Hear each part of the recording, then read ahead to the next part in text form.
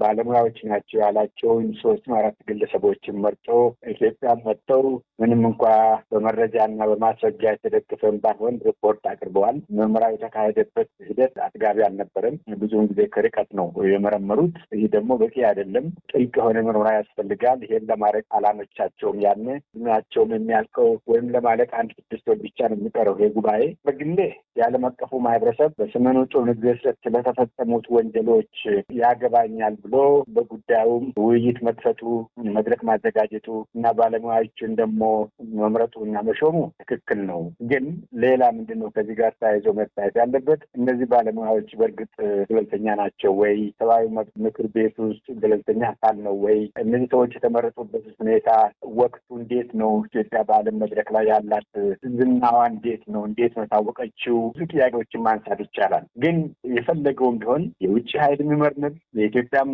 ጠበባን ይመርምሩት በሰሜኑ ጦርነት ወቅት ስለተፈጸመው የሰብአዊ መብት ጥሰቶች ተመርምሮ ውጤቱ ታውቆ አጥፊዎቹ ለምድራዊ ፍርድ መቅረብ አለባቸው። ይሄ ማንንም አያጠያይቅም። የኢትዮጵያ መንግስት በተለያዩ ዓለም አቀፍ መድረኮች ጥያቄ እያቀረበ ይገኛል። ይህ የባለሙያዎች ቡድን ወደ ኢትዮጵያ መግባት የለበትም፣ ጥናቱን ለማካሄድ የሚያቀርበው ጥያቄ ተቀባይነት ሊኖረው አይገባም፣ ስለዚህ አስቆሙልኝ የሚል ጥሪ እያቀረበ ይገኛል እና ጥያቄው ከህጋዊነት አንጻር ስናየው ተቀባይነት ያለው ጥያቄ ነው። የኢትዮጵያ መንግስት እንደ ማንኛውም ሉዓላዊ መንግስት ማንም የውጭ አካል በኢትዮጵያ የውስጥ ጉዳይ ውስጥ ገብቶ ሊመርምር ሊፈትል አይችልም። ይሄ ከህግ አንጻር ነው። የሰው ልጆች መብት ጥሰት ደግሞ ከሌሎቹ ተራ ወንጀሎች የምንለየው ዓለም አቀፋዊ ባህሪ ስላለው ማንም ዓለም አቀፋዊ ድርጅትም ሆን ተቋም፣ ግለሰብም ሆን ቡድን ኢትዮጵያ ውስጥ የተደረገው የመብት ጥሰት ያገባኛል ብሎ ድምፁን ማሰማት ይችላል። ስለዚህ የኢትዮጵያ መንግስት ከህግ አንጻር እነዚህ አጣሪዎችን አልፈልጋቸውም ብሎ ሞግቷል። ጄኔቫ በዩናይትድ ኔሽንስ ሁማን ራይትስ ካውንስል መድረክ ላይ ተሸንፈዋል። ይህ ማለት ግን የኢትዮጵያ መንግስት ግዴታ አለበት ማለት አይደለም። እንደ ሉዓላዊ አገር አሁንም ምንድ ብሎ አላስገባም ማለት ይችላል፣ መብቱ ነው። ግን ይህም ስላለ የሚያስከትል አደጋ አይኖረውም ማለት አይደለም። ዓለም የተወሳሰበች ናት፣ የተሳሰረች ናት። ስለዚህ ዓለም አቀፉ ማህበረሰብ በኢትዮጵያ እምቢታ ላይ የሆነ አቋም ሊወስድ ይችላል። እንደምገምተው ከሆነ የአውሮፓ ህብረት አሁንም ይሄንን የምርመራውን ጉዳይ የጠቢባን ኢትዮጵያ የነዚህ የሶስቱ ሀገራት ነው 4 ሀገራት ምሁራን ኢትዮጵያ መጥተው እንዲመረምሩ ለማድረግ አሁንም አና እያሳደሩ ነው። በጉልበት ሊያስገቡ አይችሉም። ግን በእጃቸው ያሉ ነገሮች ለምሳሌ እንደ ኢትዮጵያ አይነት ድሀ ሀገሮች በልመና የምትኖርን ሀገር እጇን መጠምዘዝ ይችላሉ። ብዙ ጊዜ ከእርዳታ ጋር በተያያዘ መልክ ነው። ሌሎች ትልቅ ሀገሮች እንደ ራሻ ወይም እንደ ቻይና ሀገር በጣም ብዙ የመብት ጥሰቶች የሚካሄዱበት ሀገሮች ይሄን ማድረግ አይችልም።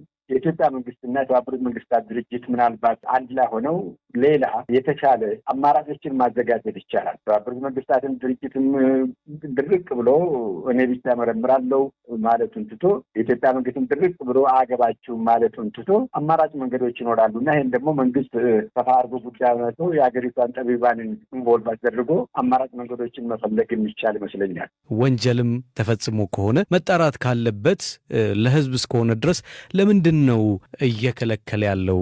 መግባት የለባቸውም ብሎ ጥሪ እያቀረበ ያለው ብሎ ጥያቄ ይነሳል እና በዚህ ላይ አስተያየት መስጠት ይችላሉ?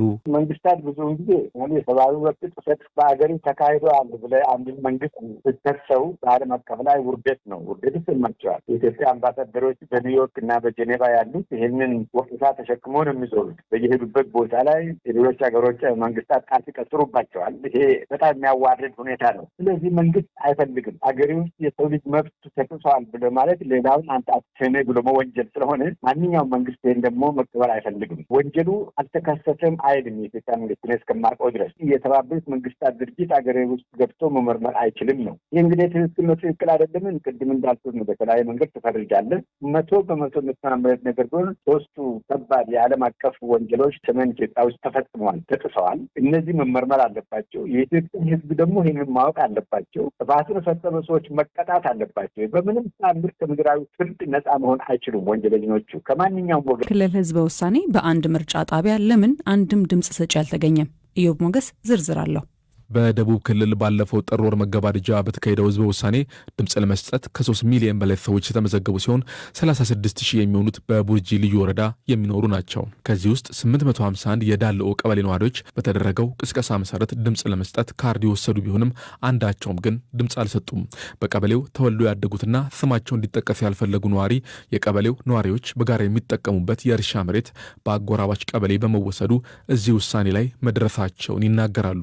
መሬቱ ላይ እኛ ከዚህ በፊት እርሻውን ማሽላ ስንዘራ ነበር፣ በቆሎ ስንዘራ ነበር። ግን እነሱ በጉልበት ማሳውን ለኛ ይገባል በሚል ተነስተው ድሮ የአባት አያትና የቅድመ አያት መሬት ነበር በታሪክ እኛ እንደምንሰማው። አሁን አርሰን የኛ አፈር በቆሎ የተሸፈነ ነበር። እነሱ ግን ድንበር አልፈው ነው የኛን መሬት የሚከራከሩት። የበኖ ቀበሌ ነው አሁን ዳሎ ቀበሌ ክልል ውስጥ ገብተው እንደዛ አይነት ተግባር የሚፈጽሙ። አንድ አይነት ጎሳ ነው፣ ቋንቋቸው አንድ ነው፣ ተመሳሳይ ናቸው። አማችና ዝምድና አባት እናትም ናቸው። ግን ህዝቡ ይህን ያህል ጢል የላቸውም። አመራሮች ነው የወረዳ አመራሮች ነው ይህን ተግባራዊ ያደርጉ። ፍትህ ሊሰጡን አልቻሉም። ከዛ የተነሳ ወደ ክልልም ክሱን አቅርበናል። ክሱ ከክልል ጠቅላይ ፍርድ ቤት የአፈጻጸም ደብዳቤውም ተሰጥቶን ከገባ በኋላ ለወረዳው አስተዳደር ቢሮ አስገብተን እስካሁን ዘግቶብን ነው ቁጭ ብሎ እስከ ዛሬ ያለው። በዛ ልክ ነው ህዝቡ ተማሮ ወደ ምርጫው ሊሳተፍ ላይ ያልቻለበት ምክንያት። ሌላኛው ስሜ ጠቀስ ያሉ ነዋሪ ደግሞ በውዝግቡ ምክንያት መሬቱ በመታገዱ ነዋሪዎች ለራብና ለሌሎች ችግሮች ተዳርገዋል ይላሉ።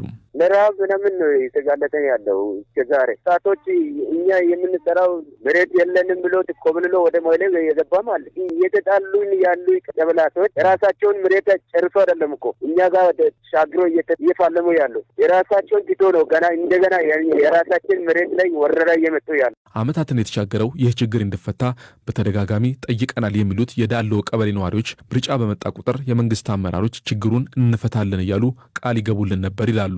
ላይ ከተሳተፋችሁ በኋላ ካለፈ በኋላ እኛ ጉዳዩን እንፈታለን፣ ችግር የለም እኔ እፈታለሁ ብሎ ቃል ገብቶ እኮ ነው ወረዳው አመራር መጥተው ህዝቡን አሳምነው። ህዝቡ ይህን ያህል አቅም ያላቸውም ትምህርት ያልተማሩ አርሶ አደሮች ስለሆኑ በዚህ የተነሳ ነው በቀላሉ እያሳመኑ ምርጫውን ያንን ያልጣሉት። ብዙ ጊዜ ነው አታልለው የቆዩት። ነዋሪዎቹ ዓመታትን የዘለቀው ይህ ችግራችን እንዲፈታ በሚል በደቡብ ክልል ከተካሄደው ህዝበ ውሳኔ ራሳቸውን በማቅለል ቅሬታቸውን ገልጸዋል።